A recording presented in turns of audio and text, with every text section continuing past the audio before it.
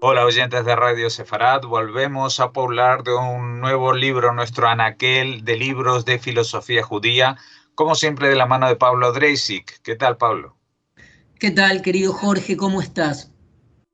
Bueno, hoy vamos con un autor que es israelí y que en general es muy conocido por su vertiente literaria o de ficción. Estamos hablando de David o David Grossman, pero en este caso no es un libro de ficción, estamos hablando de La miel del león, subtítulo El mito de Sansón. ¿Qué nos puedes contar de este libro, Pablo? Sí, querido Jorge, elegimos este libro de David Grossman, el gran narrador israelí, precisamente porque se trata de un ensayo, un ensayo muy agudo, un ensayo muy relevante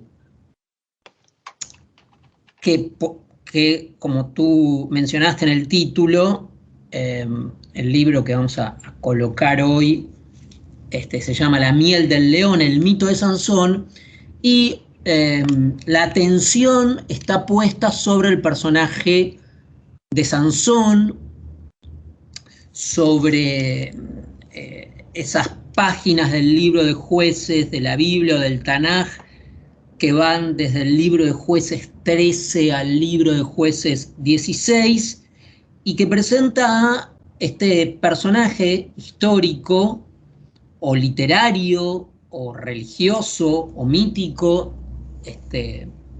llamado Shimshon o Sansón, y que efectivamente la atención que sobre él pone David Grossman no solo tiene que ver con eh, la dimensión literaria del texto, que bien podría ser uno de los focos de atracción sobre un narrador tan importante como David Grossman. eh, no sé, mencionemos, los oyentes deben estar familiarizados con la literatura de David Grossman, pero mencionemos el libro de la gramática hebrea, Tú serás mi cuchillo, déjame recordar, Llévame contigo, muchas de las cuales traducidos por Ana Bejarano, y también la literatura infantil, ¿no? Los textos de David Grossman sobre literatura infantil. Solo por, por este sesgo literario, bien se hubiera justificado que David Grossman escriba, plasme un ensayo sobre Sansón, un personaje que exhibe todas las aristas de un héroe de la ficción que podría perfectamente llamar la atención a un escritor. Sin embargo, no es esto solo lo que en el ensayo de Grossman aparece, no es un ensayo acerca de las virtudes literarias de esta figura como un héroe narrativo, de una tradición narrativa, sino sobre todo, y acá otro aspecto de David Grossman, su compromiso como un luchador por la paz en Israel, no solo él, sino otros tantos escritores, Amos Oz, Yerushalmi, en fin. Hay una tradición que anuda las aspiraciones de paz con la literatura. Eso solo ya merece atención, ¿no? O da que pensar. Sino que es su compromiso entonces con el activismo de la paz en Israel. Y entonces lo interesante del foco que hace sobre la historia de Sansón, David Grossman, es cómo la historia, la propia historia de Sansón, pero sobre todo la recepción a través de los siglos en la estética, pensemos, no sé, en la ópera, ¿no? Tuyo es mi corazón, la famosa aria. Pensemos en el cuadro de Doré que plasma, entre comillas, el suicidio de Sansón tirando abajo las columnas donde se reunían los filisteos. Pensemos en las innumerables pinturas sobre Sansón y Dalila. No solo esa tradición, sino al interior de la propia historia y la tradición judía, cómo ese personaje, por un lado, ha sido levantado para reforzar como una contestación a la inveterada historia de la debilidad judía, como un símbolo de fuerza, ¿no? Por eso es importante la cuestión de la recepción. Basta recordar el texto de 1927 de Vladimir Jabotinsky, Sansón el Nazareo, sobre la que luego, si no me equivoco, se va a inspirar la famosa película Sansón y Dalila, ¿no? Del 49. El cuadro de Rembrandt, la atención que Rembrandt le pone al personaje, pero sobre todo en la tradición judía, digamos, en la historia judía, la recepción del personaje, y no solo por Jabotinsky y su novela del 27, sino incluso por las unidades militares, ¿no?, que en la historia del Estado de Israel adoptaron en esa rebiblización de la diáspora, ¿no?, a partir de recapturar el elemento heroico, militar y castrense, bíblico, esta recuperación de la figura entonces con nombres a unidades militares de Sansón. Pero también, y por supuesto esto lo explota en el mejor sentido, le extrae su sentido Grossman, el paisaje, la topografía que puebla esta historia de jueces de Sansón es la primera línea de fuego de los israelitas contra los filisteos, precisamente en Gaza. Entonces la imbricación entre pasado y presente es una ocasión única para articular esta hermenéutica, ¿no? Donde comienza la saga nazareno, ¿no? En el sentido, no confundir con el nazareno de Nazaret de Jesús, sino nazareno, nazir, consagrado a Dios, ¿no? Cuando nacía alguien consagrado a Dios, que se abstenía de cortarse el pelo, y este va a ser un dato clave en la narrativa de Sansón, beber vino o uvas y acercarse a un cadáver. Esos eran los tres votos, digamos, de un nazir, que efectivamente era un nazir Sansón. Ahora, si al paisaje, Sansón nace en Sora, que es en esta zona, donde hoy hay un kibutz, uno de los primeros, de 1948, fundado o inaugurado por el Movimiento Unido del kibutz,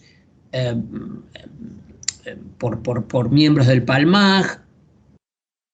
Allí también en Asdod hay un monumento a Sansón, y es toda una zona caliente de Gaza, precisamente, ¿no? Sería la zona meridional de Judea, ¿no?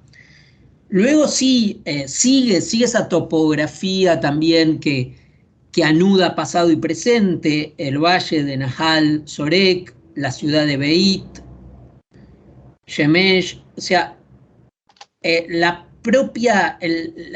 propio escenario, el propio plató de los hechos coincide ayer y hoy con una zona de enfrentamientos que permite este diálogo, este hilo de oro en la temporalidad del relato en relación al hoy. Y no solo eso, no solo por una cuestión, digamos, de referencias topográficas, geográficas, etcétera, etcétera, sino incluso por algo más profundo, si uno quiere llamarlo así, que es que para Grossman el complejo de Sansón, el símbolo de Sansón desde que algo de esto está en Jabotinsky ya, no es solo la fuerza, sino que un dato muy interesante, en el relato de Sansón, Sansón casi no interactúa con los propios.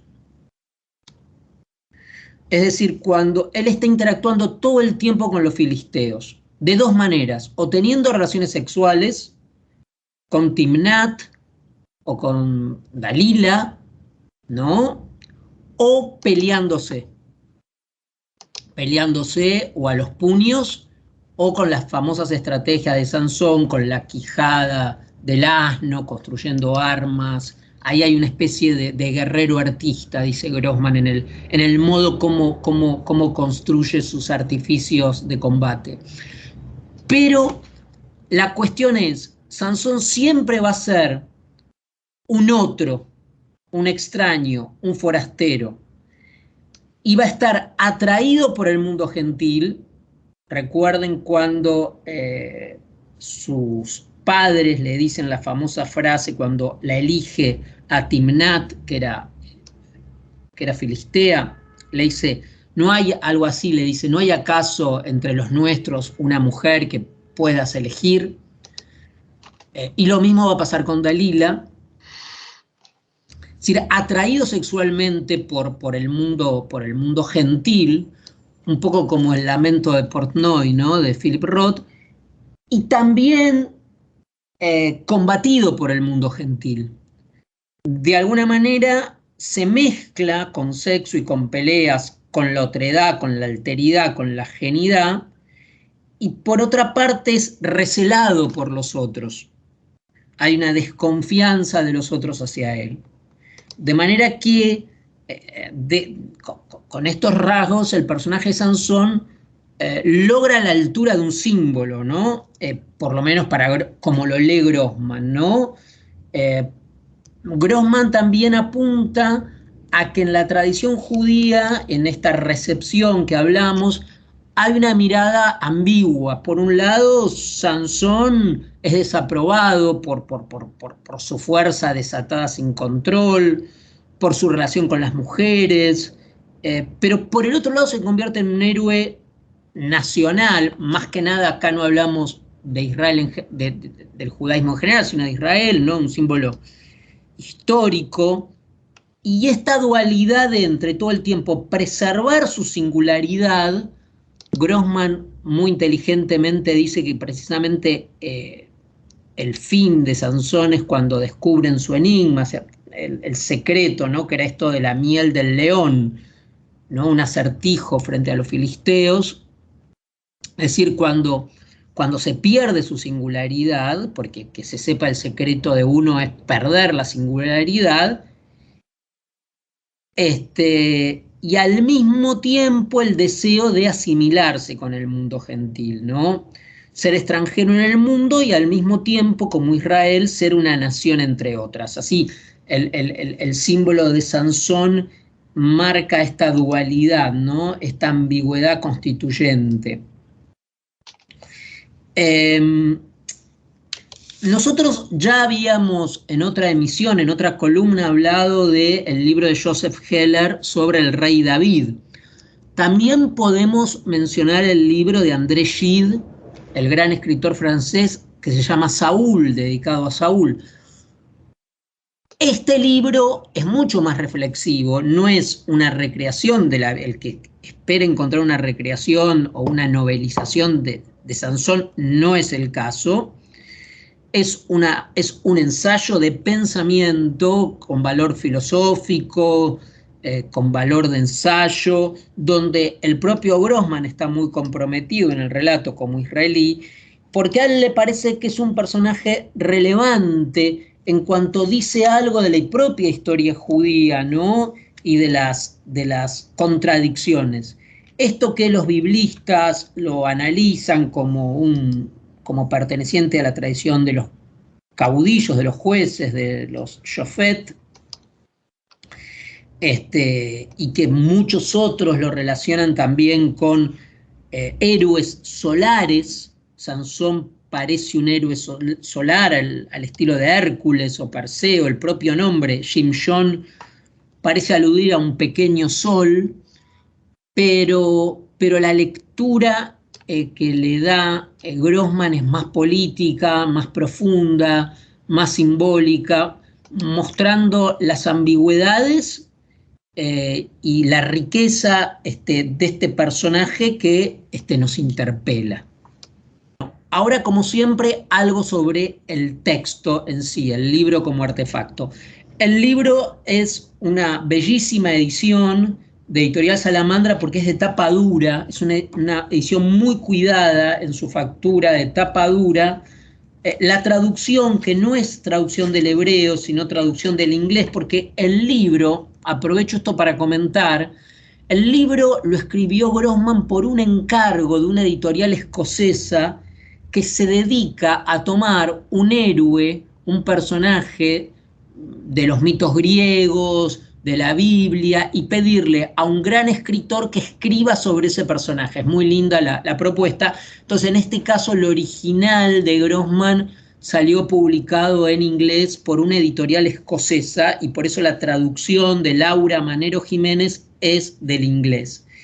El libro es fácilmente accesible y fue publicado en el 2007 en Barcelona.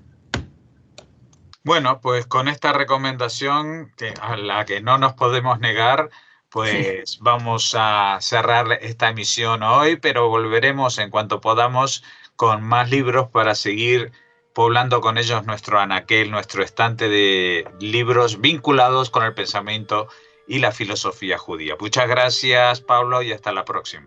Gracias a ti, Jorge.